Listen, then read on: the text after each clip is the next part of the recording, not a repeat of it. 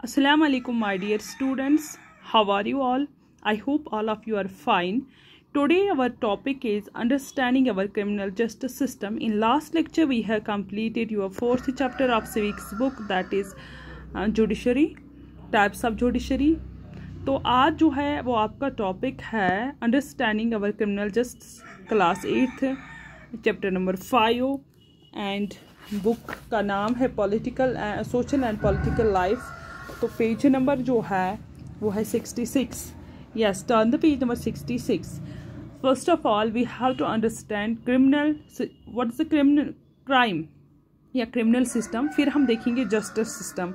तो क्राइम किससे कहते हैं, तो जस्टिस और क्राइम के बीच क्या रिलेशन है, ये हम समझने की कोशिश करेंगे इस चैप्टर में।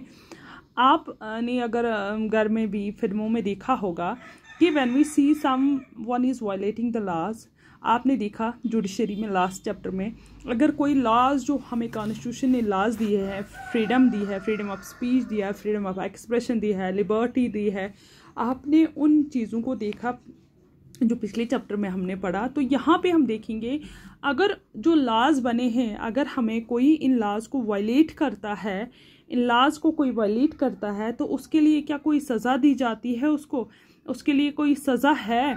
तो ये आप जाहिर सी बात है, अगर हम देखेंगे कोई चोर जो है वो चोरी कर रहा है, हम जल्दी से झट से पुलिस को इन्फॉर्म करते हैं कि नहीं। पुलिस को इन्फॉर्मेशन देने के बाद पुलिस आती है मौके पे, जाए वारदात पे जहाँ पे चोरी होती है, वहाँ पे जो है वो क्लूज़ जो है वो लेती है, वहाँ पे जो बंदे होते हैं जिनके सामने जो विटनेस जिनको हम बोलते हैं उनसे बयान लेते हैं, फिर एफआईआर लिखवाते हैं हम। तो इस तरह से पुलिस जो है अपनी कार्रवाई करता है, तो उसको जिसकी चोरी हुई है उसको इंसाफ देने की, उसको जस्टिस देने की कोशिश करता है। तो इस चैप्टर में हम ऐसे ही देखेंगे अगर कोई लॉ को वायलेट करता है, इमीडिएटली हम ये सोचते हैं कि हम इन्फॉर्म किसको करेंगे, पुलिस को।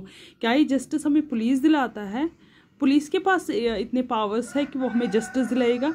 You might have seen either in real life और इन मूवीज़, जो मैंने अभी आपको बताया, आपने देखा होगा कभी रियल लाइफ में भी ऐसी सिचुएशन आपकी जहाँ पे प्लेस आप जहाँ पे रहते हैं वहाँ पे हुआ होगा कभी, या फिल्मों में देखा होगा। क्या देखा होगा,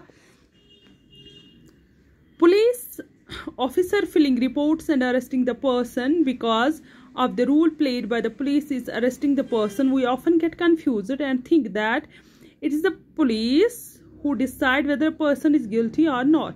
हमने फिल्मों में भी देखा है और कहीं कहीं पे किसी ने भी रियल लाइफ में अपनी देखा होगा, अगर कोई चोरी करता है पुलिस झट से आ जाती है और उस बंदे को जिसका नाम लिया जाता है, जिस पे शक होता है या कोई कत्ल करता है, पुलिस झट से उसको आके अरेस्ट करती है। या कोई लॉ वायलेट करता है, पुलिस उसको पकड़ के ले जाती है। हम वहाँ पे ये फिल्मों में भी हम देखते हैं, हम ये सोचते हैं कि शायद जो है पुलिस ऑफिसर जो है यही हमें जस्टिस दिलाएगा, इसके पास ही पावर्स है कि ये एक बंदे को जो है ये पकड़ के ले जाता है। बट कहते हैं ये हमें कन्फ्यूजन में हमें डालती है। असल में ये पुलिस जो है वो डिसाइड नहीं करता। Who decide whether a person is guilty और नॉट, देन कौन करता है decide that however it is far from true. After a person is arresting, it is the court of law who that decides whether the accused person is guilty or not. ये हमारा court है, अदालत है, जिसके बारे में आपने पढ़ा लास्ट लेक्चर में, लास्ट चैप्टर में। सुप्रीम कोर्ट, हाँ, या हायर कोर्ट या डिस्ट्रिक्ट कोर्ट्स के बारे में। तो आप यहाँ पे ये अंदाज़ा लगा सकते हैं, पुलिस डिसाइड नहीं करती, पुलिस नहीं हमें डिसीजन देती कि वो किसी बंदे को पकड़ के लेती है। बेसिकली उसको जो है पावर्स जो है असल में कोर्ट के पास है, वही प्रूव करता है, कोर्ट प्रूव करता है कि पर्सन गिल्टी है या नहीं। अगर पर्सन ने, आपने देखा उस टाइम में दिल्ली में मैंने आपको एक वाक़ा बताया डोमेस्टिक वायलेंस का, अगर आपको याद होगा, तो उन्होंने जो कंप्लेंट की थी कि उनके जो है घर वाले हैं उस लड़की के, उन्होंने कंप्लेंट की थी कि इसको जलाया गया, ससुराल वालों ने जलाया है। तो फिर इस तरह से आपने देखा किस तरह पुलिस का रोल था, हाई कोर्ट में केस चला गया, फिर किस तरह हाई कोर्ट में उसको इंसाफ मिला। इस तरह से डिसाइड ये पुलिस नहीं बल्कि कोर्ट करती है कि whether the person who is arrested, जिसको हम पकड़ते हैं, द पर्सन इज गिल्टी और नॉट, वो उसने खता की है या नहीं। According to the constitution every individual charged of a crime has to be given a fair trial.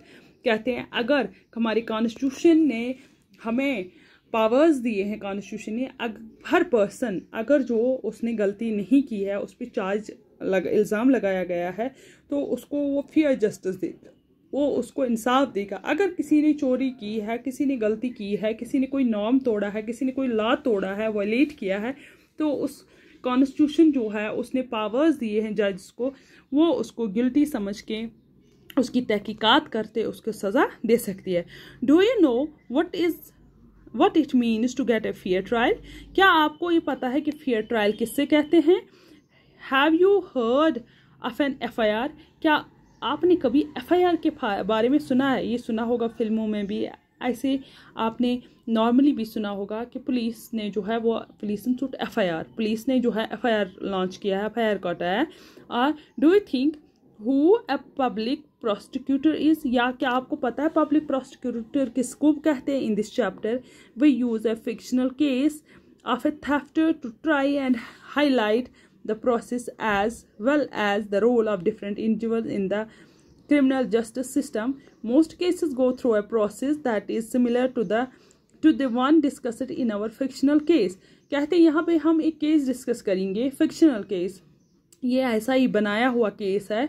ऐसे ही केस बहुत सारे जो है आपको देखने को मिलेंगे फिल्मों में या रियल लाइफ में। तो एक फिक्शनल केस बनाया गया है यहाँ पे। हम इस केस को स्टडी करके, केस जो दिया गया है इसको स्टडी करके इसके पॉइंट्स देखेंगे जो इन्होंने हाईलाइट किए हैं, तो हम देखेंगे कि किस तरह से डिफरेंट पर्सन जो है, the role of different individuals in the criminal justice system, किस तरह से इन तमाम लोगों का जो इसमें इन्वॉल्व हैं कि क्या रोल है उनका। Most cases go through a process that is similar to the one discussed in our fictional case. बहुत सारे केसेस ऐसे ही है, हमारी लाइफ में ऐसे ही होते हैं जैसा ये केस है, जैसे इसको सॉल्व किया गया है। तो इस तरह से therefore understanding these process as well as the role of the different persons should play within the criminal justice in a crucial so that if ever the occasion should arise you are aware of the process that should be followed. कहते हैं ये ऐसा case है, आपकी daily life में भी ऐसा हो सकता है। हम इस केस को स्टडी करेंगे, हो सकता है आपकी लाइफ में कभी ऐसा जो है सिचुएशन जो है आपकी लाइफ में सामने आ जाए, तो किस तरह आप इस सिचुएशन को हैंडल करेंगे। आपको की लाइफ में बहुत ये ज़रूरी है कि इस चीज़ को समझना, तो आप उसी हिसाब से फिर इसको हैंडल करेंगे। I plead not guilty and I claim trial. ये कह रही है यहाँ पे, देखो जज के सामने ये बोलती है मैंने गुनाह नहीं किया है, आई एम नॉट गिल्टी, मैंने गुनाह नहीं किया है, एंड आई कैम ट्रायल, मुझे जस्टिस चाहिए, मुझे इंसाफ चाहिए, मैं लड़ूंगी अपने हक के लिए। तो इस तरह से हम देखेंगे ये कौन है, केस क्या है। अगर आप यहाँ पे देखेंगे, at their apartment in Mumbai Mrs Shinde is getting dressed, she has been frantically searching for her golden chain for over an hour. कहते हैं दिल्ली में मुंबई में अपार्टमेंट में एक औरत रहती है जिसका नाम है मिसेस शिंदे। वो तैयार हो रही थी, पार्टी में कहीं जाना था, अपने आप को ड्रेसअप कर रही थी, तैयार कर रही थी। She has been frantically searching for her golden chain over an hour. वो अपने, ये देखिए फोटो दिखाइए, थक चुकी है। ये इसकी गोल्डन चैन थी जो इसको पहननी थी, ये इसको 1 घंटे से ढूंढ रही है, इसको नहीं मिल रही है। I am sure it was in the drawer, where could it be? ये कह रही मैंने इसी ड्रॉअर में रखी थी, तो मेरी चेन आखिर गई तो गई कहाँ? शांति हैबरम has been worked in the house for the past 3 years. इनके घर में एक औरत काम करती है जिसका नाम है शांति हैबरम। पास्ट 3 years से इनके घर में, 3 साल से काम कर रही है इनके घर में। तो Shanti, have you begin to steal now? ये इसको यहाँ पे हम, ये 3rd पॉइंट है, पहले हम यहाँ पे जाएंगे। तो यहाँ पे देखिए, hurry up, we are going to be late for the wedding. इसको अपना हस्बैंड कह रहा है कि जल्दी से तैयार हो जाओ, जल्दी से आ जाओ, हम शादी के लिए लेट हो रहे हैं। I can't find my golden chain, मुझे अपनी गोल्डन चैन नहीं मिल रही। It is not in the drawer, मैंने ड्रॉअर में रखी थी, ये इसमें नहीं है। I suspect that Shanti might have stolen it, मुझे शक हो रहा है, मुझे शक हो रहा है कि शांति ने इस चैन को चुराया है। She always spends a long time dusting my room, वो बहुत देर से मेरे कमरे की सफाई कर रही थी, तो मुझे लग रहा है ये चेन जो है शांति ने ही चुराई है। तो ये शांति को बुलाते हैं। शांति, ये है शांति। वो कह रही जी ma'am. Shanti, have you begin to steal now? क्या आप आज से अब आपने सीखा है कि आप चोरी कर रही हो? And that too my golden chain, और आपने मेरी गोल्डन चेन भी चुराई है। ब्रिंग योर ट्रंक, अपना ट्रंक यहाँ पे लाओ। जो इसके पास ट्रंक था जिसपे ये सामान रखती, बोला यहाँ पे लाओ। I want to search it, मुझे उसकी तलाशी लेनी है। We call the police, we have call the police, हम पुलिस को बुलाएंगे। So if you have this chain return it now, अगर आपने चेन ली है तो अभी के अभी मुझे वापस दो, वरना मैं पुलिस को बुलाऊंगी। ये किसको बोल रहे? शांति को। तो शांति जो है, madam I have not stolen it, ma'am मैंने इसको नहीं चुराया है। ये शांति कह रही है, मैम मैंने नहीं चुराया है आपकी golden chain. Mister Shinde search शांति's trunk and finds an envelope with Rs 10,000 in it। जब इसकी ट्रंक की तलाशी ली गई, उसमें पैसे निकले कितने? 10,000। एक एनवेलप उसमें मिला, उसमें 10,000 पैसे निकले। He screams at शांति, वो शांति की तरफ चिल्लाने लगा, saying that this is the money she got from selling the chain।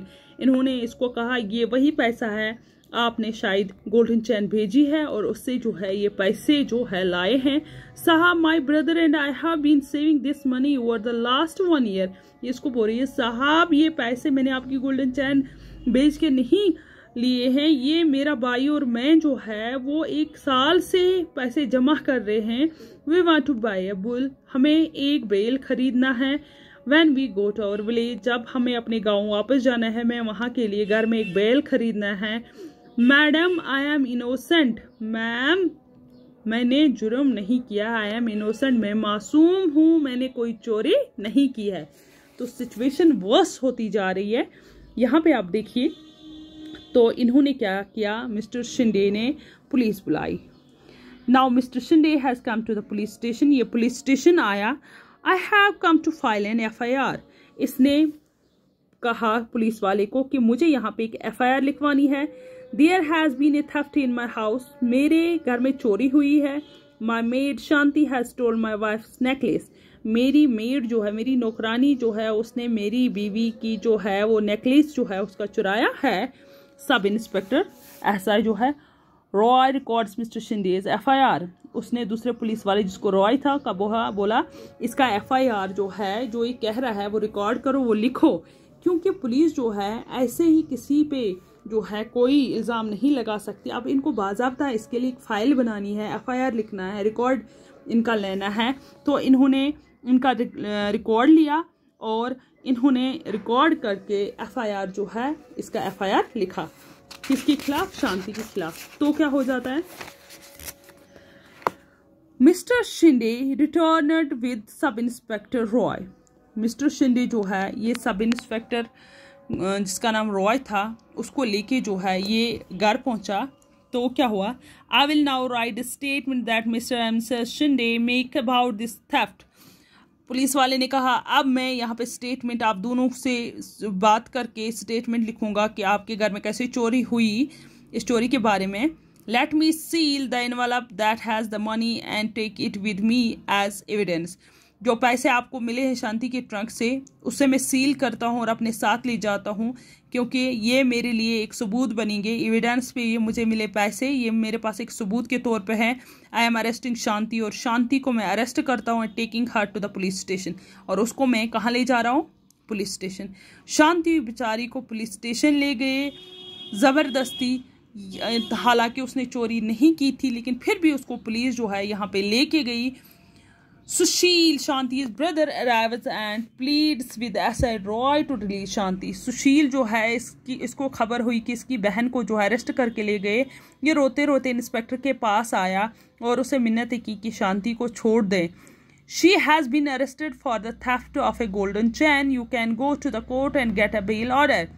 Inspector ने कहा इसको अरेस्ट किया गया है, हमने इसने एक चेन चुराई है क्योंकि इसके पास जो है 10,000 रुपये मिले हैं, तो इसलिए अगर आपको इससे छुड़वाना है मैं इसको नहीं छोड़ सकता, आपको कोर्ट जाना पड़ेगा, जब कोर्ट ऑर्डर देगा तो मैं इसको रिलीज कर सकता हूँ, आप बेल लाइए, आप इसकी जमानत लाइए।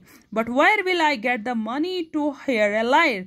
इसने बोला मैं कहाँ से पैसा लाऊंगा कि मैं एक वकील को जो है ये केस जो है सौंपूंगा, मैं कहाँ से एक वकील को किराए पे करूँगा, हायर मीनस कैसे मैं एक वकील को जो है वो पैसे मेरे पास नहीं है, एक वकील को मैं हायर करूँ। And who will stand as surety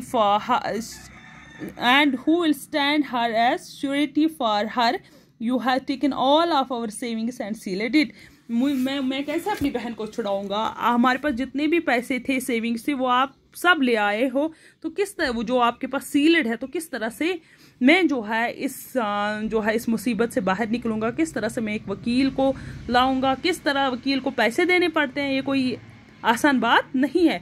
आपने देखा बहुत सारे ऐसे केसेस होते हैं जहां जो गरीब लोग, आम इंसान जो है उसको इंसाफ नहीं मिलता, क्योंकि कोर्ट कचहरी का मामला जो इसमें बहुत वक्त और पैसा ज़ाया होता है, इसलिए आम इंसान जो है जस्टिस से महरूम रहता है। तो यहाँ पे SI रॉय जो है forcibly keep Sushil in police station for 2 days। तो यहाँ पे इसने इस सुशील को भी, जब उसने ज़्यादा शोर मचा, 2 दिन के लिए इसको भी पुलिस स्टेशन में बंद कर दिया। Sushil is abused and beaten by SI Roy and other police constables. Sushil को बहुत बुरी तरह से डांटा इन्होंने और बहुत बुरी तरह से इसको मारा रॉय ने और बाकी पुलिस कांस्टेबल्स ने। They try to make him confess that he and his sister Shanti had a gang of domestic servants that have stolen jewelry from other homes. There have been other complaints of theft of jewelry from Shinde's neighborhood, as Sushil keeps repeating that he is an innocent factory worker. The police let him go after 2 days. कहते हैं इसको police station में बहुत मारा गया और उसको ज़बरदस्ती की गई कि आप एक्सेप्ट करो, आप कन्फेस्ट करो, मान जाओ कि आप शांति और आपके साथ बहुत बड़े गैंग है, बहुत और लोग हैं जो लोगों के घरों में नौकरी के बहाने जाते हैं और वहाँ से उनके जेवरात जो है, लोगों के जेवरात चोरी करते हैं, क्योंकि इस इलाके में शिंदे के आसपास नेबरहुड में, हमसाये में, वहाँ पे बहुत सी चोरियाँ हुई है और इन्हें शक था कि शायद इनकी बड़ी गैंग है, उन्होंने ये चोरी की है। तो सुशील जो है वो सिर्फ ये बोलता रहा, रिपीट बोलता रहा, ही इज़ एन इनोसेंट, वो मासूम है, उसने कोई चोरी नहीं की है, वो एक फैक्ट्री में एक मामूली मजदूर है, वहाँ पे काम करता है। And police let him go after 2 days। इसको बहुत मार के, बहुत पीट के इसको 2 दिन के बाद पुलिस वालों ने जो है छोड़ा है। अब हम इस केस को आगे इंशाल्लाह कल पढ़ेंगे, तो यहाँ तक आप बुक को देखना, रिपीट करना और इसको समझने की कोशिश करना किस तरह से एक लड़की को अब्यूज़ किया गया, जो जुर्म उसने किया ही नहीं था, उस जुर्म की इसको सज़ा काटनी पड़ी, इसके साथ साथ इसके भाई को भी। तो हम देखेंगे किस तरह इनको इंसाफ मिलता है या नहीं। तो हम देखेंगे जो क्राइम इसने किया ही नहीं, इसके लिए इनको जस्टिस जो है वो मिलता है या नहीं। I think it is enough for today. Thank you so much.